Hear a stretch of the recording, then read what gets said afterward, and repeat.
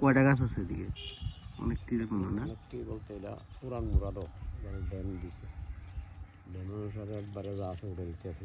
দ্বিতীয় স্টেজে আর উঠাইতাম না, দ্বিতীয় স্টেজে হইলে শুধু ড্যাম দিবে গেলাম।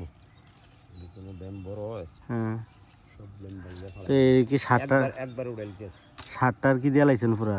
কোনো কিচ্ছু না, মাঝখানে দিবেন না ভোট দিতে হবে এক গাড়ি গোবর?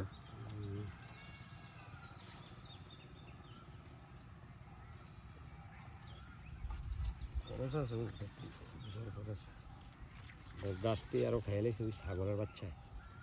নাহলে এতদিনে ছাগল টেগর আরও 1 মাস আগে ছাগলের বাচ্চা যখন খেয়ে লাইছে এসব বেশি হয়ে গেছে।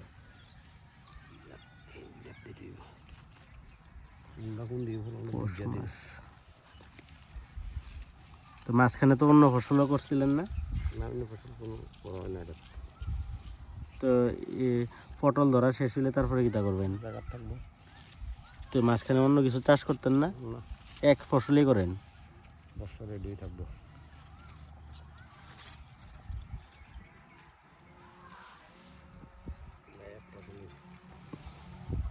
বছরে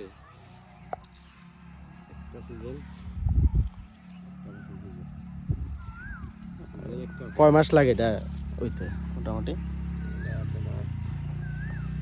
পৌষ মাসও লাগাইলে